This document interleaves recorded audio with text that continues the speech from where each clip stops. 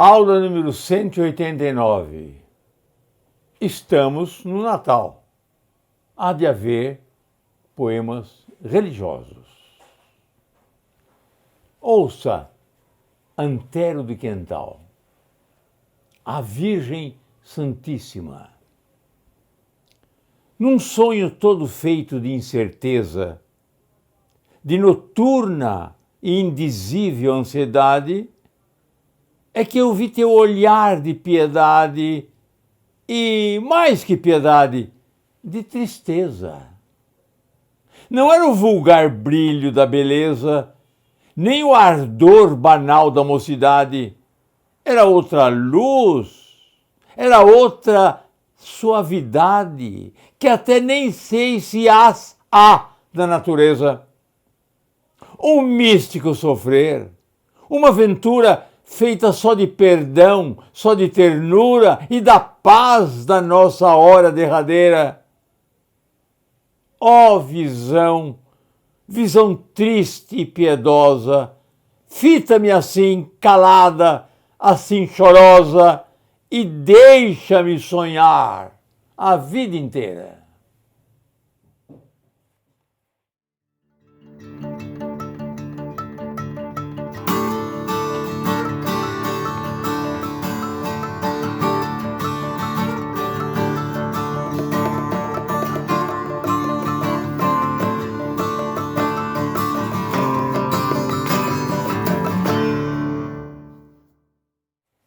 Resposta aos exercícios propostos na aula anterior. Nós propusemos na aula anterior a interpretação do poema de Camões. Alegres campos, verdes arvoredos, claras e frescas águas de cristal. E também, além de um soneto, nós pedimos a interpretação de um texto do Ateneu, de Raul Pompeia. Durante os dias que se seguiram, Sanches estava frio. E é um belo texto, muito bem escrito, de Raul Pompeia, e você fez a interpretação. Vamos verificar se você acertou pelo menos 80% das questões. 80%, mais ou menos 16 questões, 15 questões. Seria uma boa classificação nos vestibulares, em concursos, ou na interpretação de texto, que estaria afiado na interpretação de texto. Então, respostas. São 20 questões. A alternativa A responde a questão 8, 12, 13 e 15. A alternativa B responde às questões 5, 7, 10 e 11. A alternativa C, de casa, responde às perguntas 9, 14, 19 e 20. A alternativa D, de dado, responde 1, 4, 16, 18. E, finalmente, a alternativa E responde às questões 2, 3, meia dúzia e 17.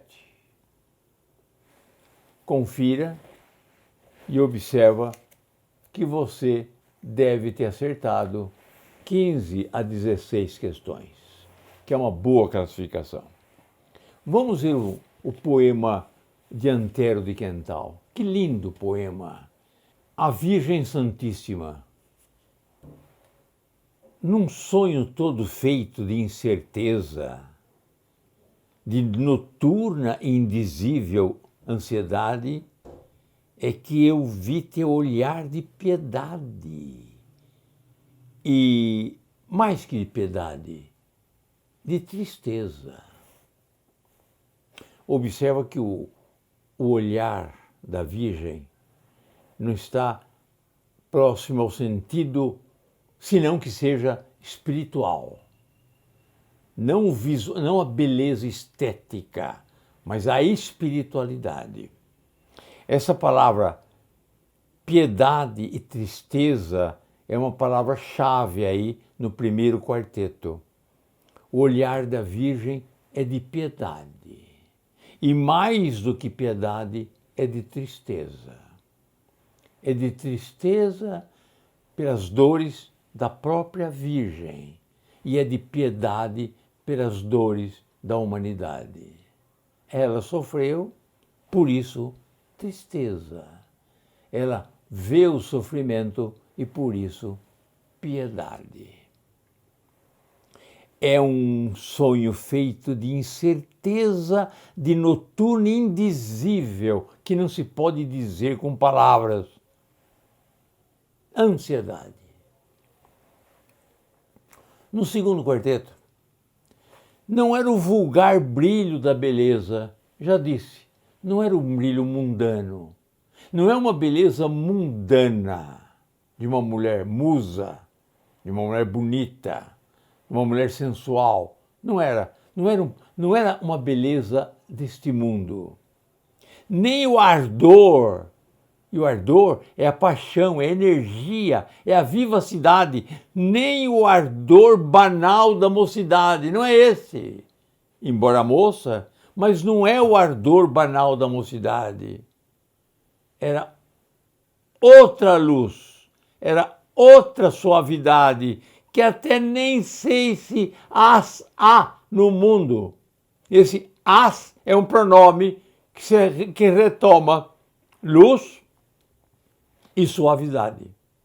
Ou seja, era outra luz, diferente da mundana, era outra suavidade, diferente, que até nem sei se há outra luz ou outra suavidade na natureza. Um místico sofrer. Uma aventura feita só de perdão e de ternura. Retoma novamente a piedade e a tristeza. E da paz da nossa hora derradeira. E aí vem o vocativo. Ó visão, visão triste e piedosa, fita-me assim, calada, assim chorosa, e deixa-me sonhar a vida inteira. Lindo soneto de Antero de Quental. Um pouquinho de gramática, só para recordar as aulas. O primeiro quarteto é feito e construído com duas orações. Primeira, num sonho todo feito de incerteza, de noturna e indizível ansiedade, é que eu vi teu olhar de piedade e de tristeza. Observa que esse é que é expressivo, é redundante, é uma partícula de realce. Quando eu digo nós é que somos brasileiros, a oração não é nós é e depois que somos brasileiros. Esse é que é meramente de realce. Então fica a oração, esse é que não constitui uma oração, esse verbo ser. Agora, o que é oração aí é mais que piedade. Então, mais que piedade é uma oração comparativa com o verbo subentendido. Uma oração, a principal, e a segunda, uma oração comparativa. Não era o vulgar brilho da beleza, nem o ardor banal da mocidade. O quê? O olhar. Era outra luz, era outra suavidade, ou até nem sei se as há na natureza. Vamos comigo. Que nome se daria a essa oração? Que até nem sei. E depois a outra condiciona, a outra que segue objetiva direta. Não sei o que, se as há na natureza. Qual é a oração que você daria? Qual é o nome que você daria à oração que até nem sei? Olha, era outra luz, era outra suavidade que até nem sei. Vamos facilitar um pouquinho. Era outra luz, era outra tal suavidade que nem sei. A oração da ideia de comparação, tempo, condição, proporção ou consequência consecutiva. É tal suavidade que nem sei, consecutiva, não sei o que, se as há na natureza. Objeto direto, uma oração objetiva direta. Um místico sofrer, uma aventura feita só de perdão e da ternura e da paz da nossa hora derradeira. Sem verbo, um místico sofrer, uma aventura feita só de perdão, só da ternura e da paz na nossa hora derradeira. Ó visão, visão triste e piedosa, fita-me assim calada, assim chorosa, e finalmente uma oração coordenada e deixa-me sonhar a vida inteira. Hoje é dia 25 de dezembro do ano 2024, Natal. Por isso que eu insisto com algumas poesias religiosas. Ouça Djalma Andrade, que deve ter lido o poema anterior, de Antero do Quental. Deve ter lido. Ouça. Quando eu entrei naquela igreja, estava Nossa Senhora aos pés de Jesus Cristo. Parecia que a santa me fitava, como se nunca me tivesse visto. Não me conheces, mãe? É que eu pecava e vim para te ver e te contristo. Meu vício, o rosto de teu filho cava. Mãe, minha mãe, eis o que sou isto. Mas noto em teu olhar um certo brilho. Deixa que beije a fímbria de teu manto. Talvez tu reconheças o teu filho. Talvez fosse ilusão tudo que eu via. Quando de novo olhei seu rosto santo, Nossa Senhora para mim sorria. Vamos uma pequena interpretação. Um pouquinho de gramática. Olha o primeiro quarteto, ouça comigo o primeiro quarteto.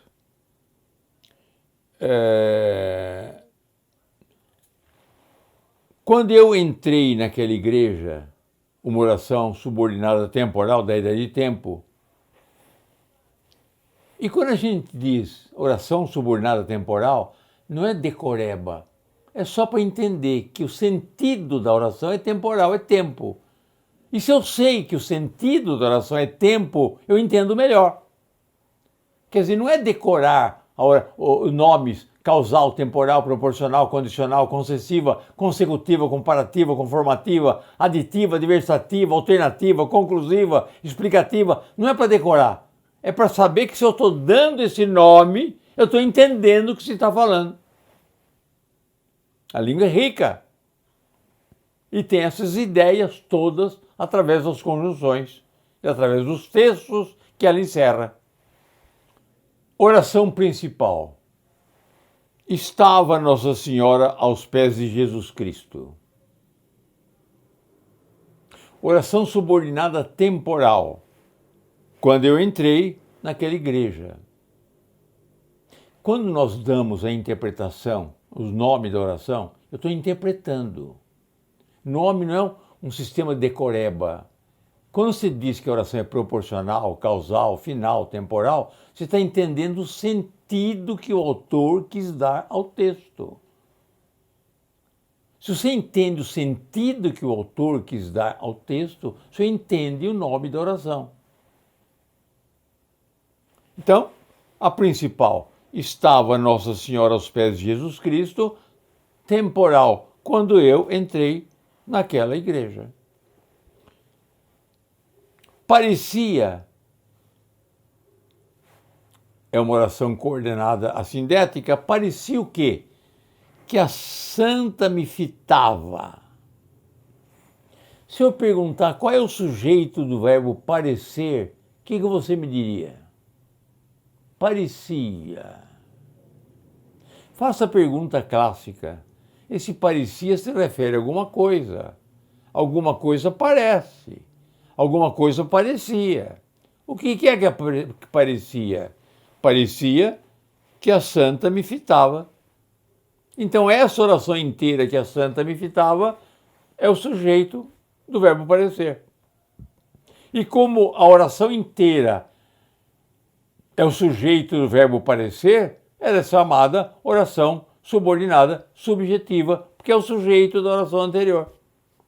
Ela me fitava como se nunca me tivesse visto.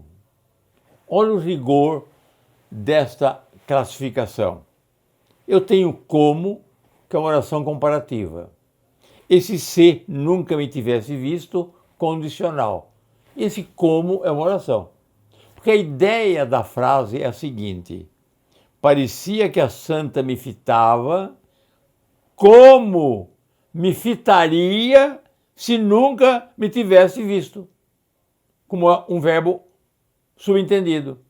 Então esse como é uma oração comparativa com o verbo subentendido. Ele estuda como um sábio. Ele estuda como se fosse um sábio. Ora, ele estuda como estudaria se fosse um sábio. Trabalha como um escravo.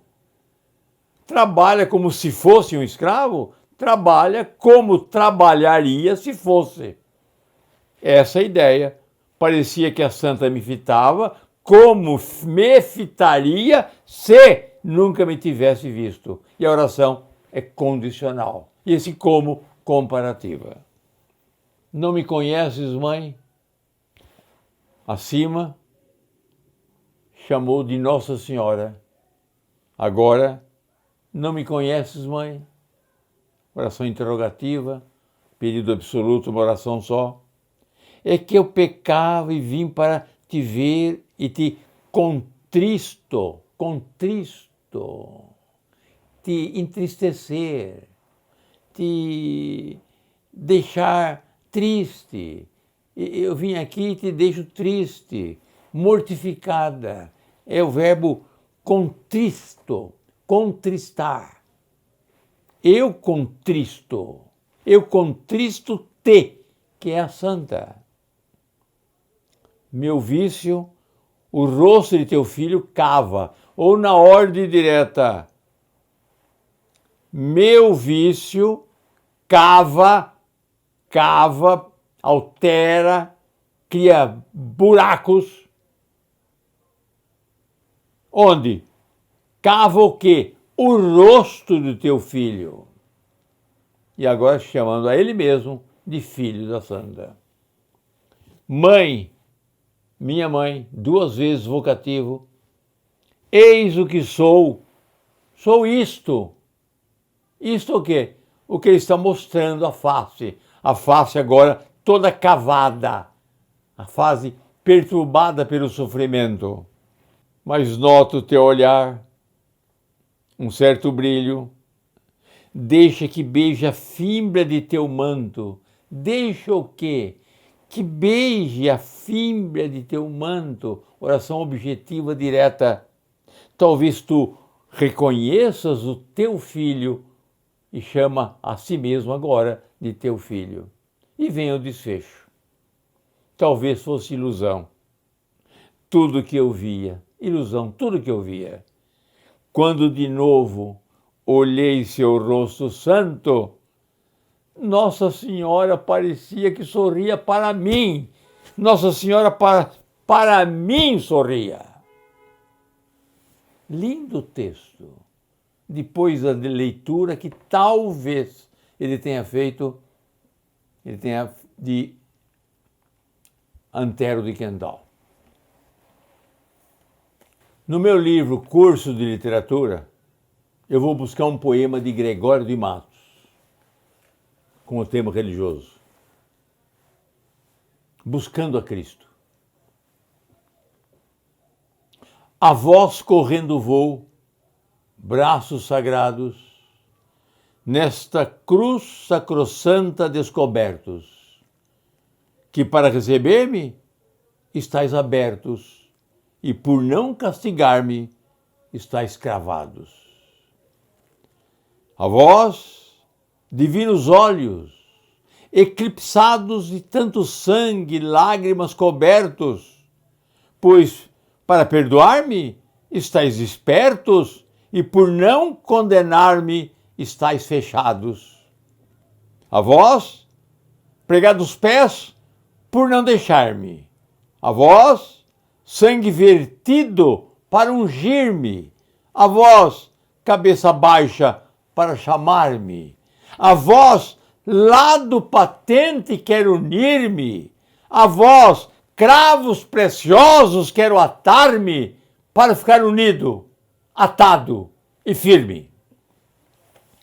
Vamos interpretar o poema de Gregório de Matos.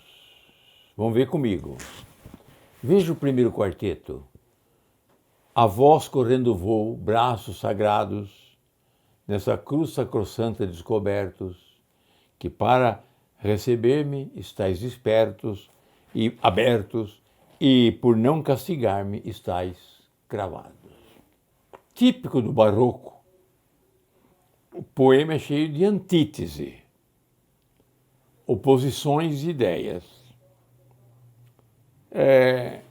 Receber, castigar, abertos, cravados. Mas vamos verificar o seguinte: ele está dizendo que para receber-me estáis abertos. Qual é a lógica desse pensamento? Por que os braços abertos é típico de quem recebe? E depois, ele embaixo diz, no último verso do primeiro quarteto, e por não castigar-me estáis cravados. A lógica é a seguinte: para receber-me estáis abertos. Como é que você recebe um amigo? Como é que você recebe a namorada? Como é que você recebe seu pai no dia dos pais? Com os braços abertos. Então, para o poeta, os braços abertos de Cristo na cruz têm uma finalidade, têm um propósito, têm uma providência. É estar aberto para receber. Foi castigado com os braços abertos para receber, mas cravados para não castigar. Por que o cravados não castiga? Porque o braço fica impotente para chicotear, para agredir, para espalmar, para esmurrar. Essa é a ideia do poeta.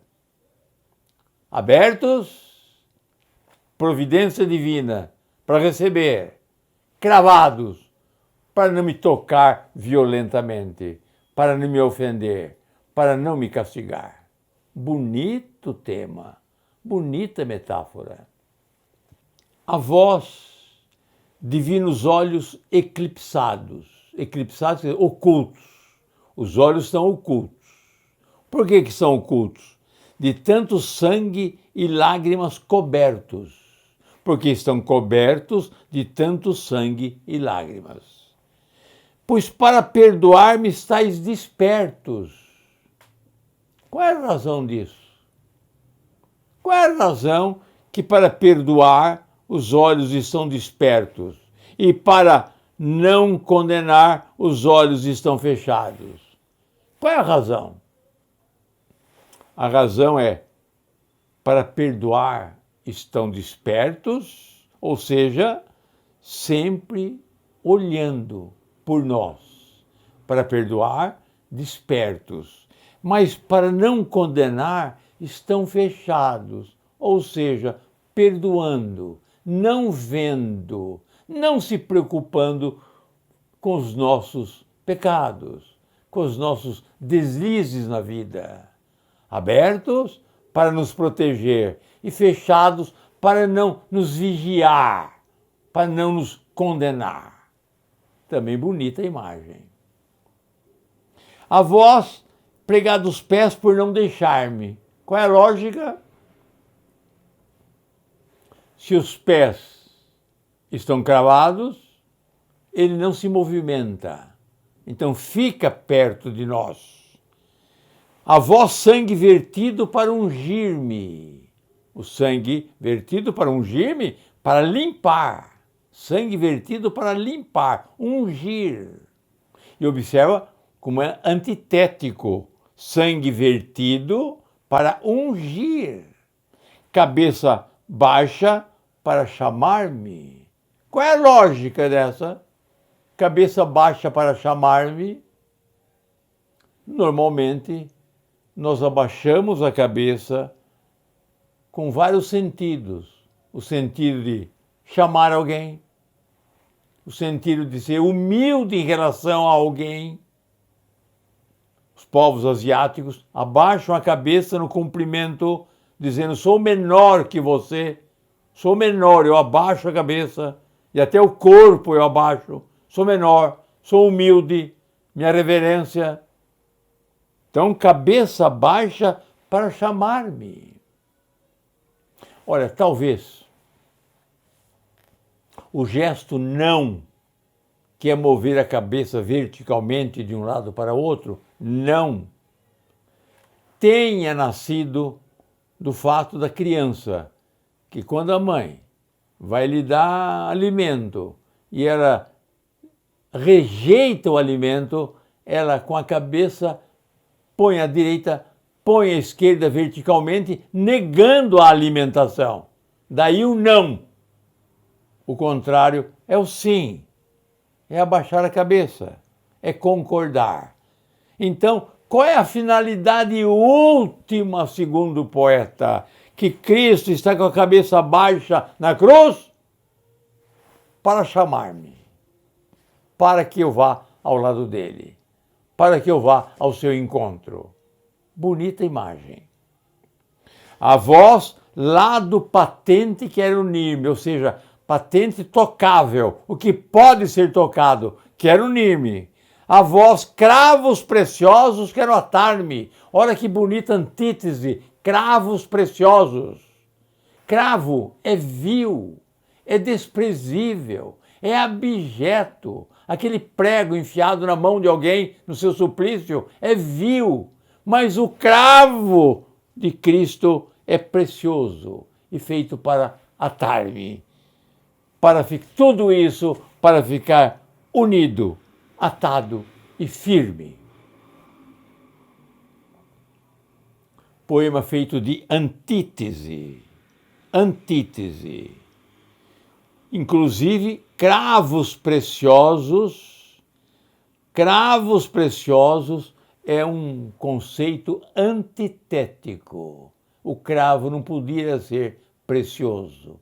Cravo é desprezível. E se é precioso, é antítese. Mas eu sei o que o poeta quer dizer. Cravo é vil, mas e por estar nas mãos de Cristo é precioso.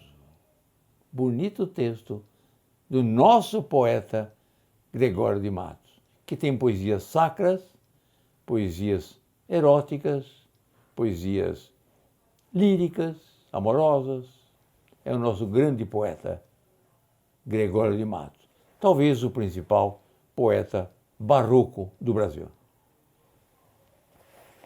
Exercício para a próxima quarta-feira. Exercício para a próxima quarta-feira. Vocês vão interpretar um poema de Olavo Bilac a um poeta. Longe do estéril turbilhão da rua, Beneditino escreve, no aconchego do claustro, na paciência e no sossego, trabalha e tema e lima e sofre e sua, mas que na forma se disfarça o emprego do esforço e a trama viva se construa de tal modo que a imagem fica nua, rica, mas sóbria, como um templo grego.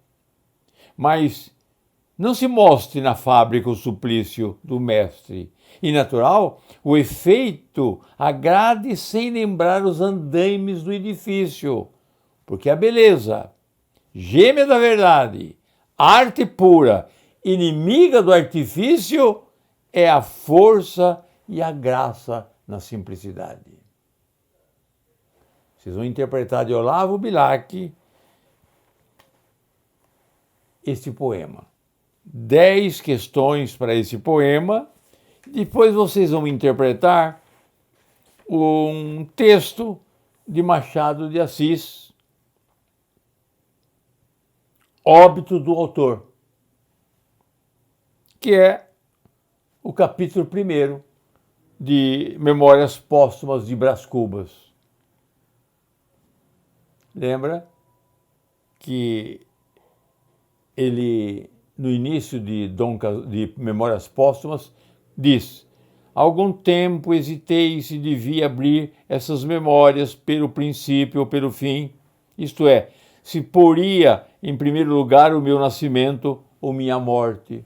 E vai lá falando o texto de Machado de Assis, vocês interpretam o texto de Machado de Assis. As questões do soneto de Olavo Bilac, questão de 1 a 10, e as questões de Machado de Assis, questões de 11 a 20. Faça o exercício. Há 2 dias na vida que você não pode fazer o exercício. Você não pode trabalhar. 2 dias só. 2 dias. Ontem e amanhã. Faça o exercício hoje, o agora, o já. São Tomás de Aquino nos explica isso muito bem. Não existe futuro nem passado. Existe o presente do presente, o presente do futuro, é o presente que está pensando no futuro, e o presente do passado, é o passado da sua memória. O passado e o futuro não existem, existe o presente. Faça o exercício.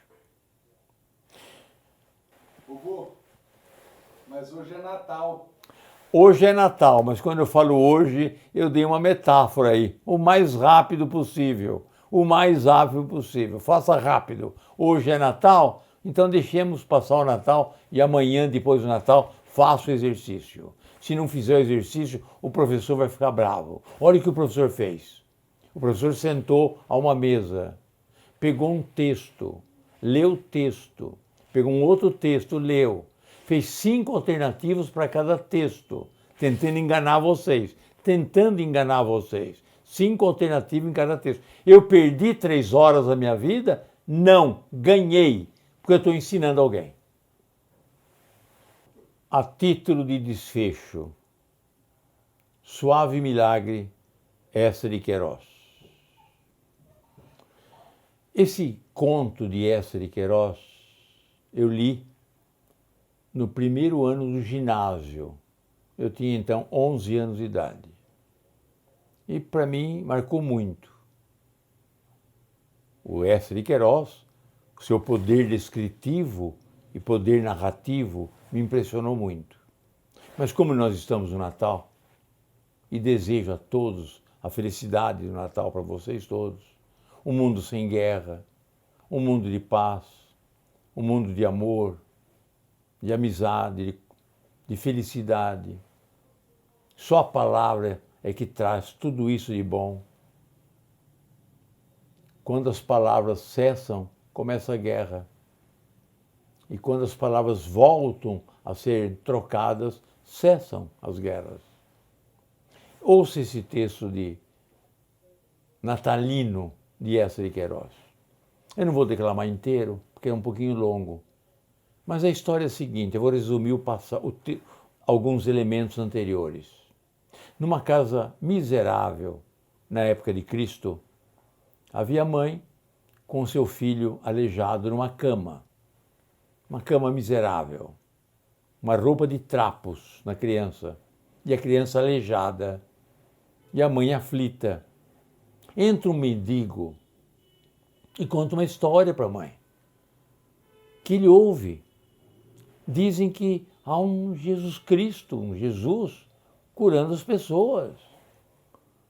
Ele cura, anda sobre as águas, multiplica o pão, fala do amor, fala de um outro mundo mais feliz. Há um Jesus Cristo curando. E a mãe fica atenta, e a criança mais atenta ainda, porque é uma criança tetraplégica. E ele conta que generais já mandaram o exército em busca desse Jesus Cristo e não encontram, porque a filha está doente, uma doença de sangue, e querem encontrar Jesus Cristo e não encontram. Outro militar avança com seu exército por toda a Galileia e não encontram Jesus Cristo para também curar uma doença de família. Essa é a história que o mendigo está contando. O mendigo sai da casa, deixa a mãe e o filho sós, com o seguinte diálogo que vocês vão ouvir. E com o seguinte término, desfecho desse conto. A tarde caía. O mendigo apanhou seu bordão e desceu pelo duro trilho entre a urze e a rocha. A mãe retornou ao seu canto mais vergada, mais abandonada. Então, o filhinho, numa voz mais fraca do que o rumor de uma asa, pediu à mãe que lhe trouxesse esse rabi, que amava as criancinhas ainda mais pobres e sarava os males ainda os mais antigos. A mãe apertou a cabeça esguedelhada. Ó filho, como queres que te deixe e me meta a caminho do rabi da Galileia? Obed é forte e tem servos, e debalde buscar um Jesus por areais e colinas, desde o Hebrom até ao mar. Como queres que te deixe? Longas são as estradas da Galileia e curta a piedade dos homens. Tão rota, tão trôpega, tão triste, até os cães ladrariam das portas dos casais. Ninguém atenderia o meu recado ou apontaria a morada do doce rabi. Ó filho, Jesus talvez morresse. Nem mesmo os fortes e os ricos o encontram. O céu o trouxe, o céu o levou, e com ele para sempre morreu a esperança dos tristes. E dentre os negros trapos, erguendo as suas pobres mãozinhas que tremiam, a criança murmurou: Mãe, eu queria ver Jesus. E logo, abrindo devagar a porta e sorrindo, Jesus disse à criança: Aqui estou.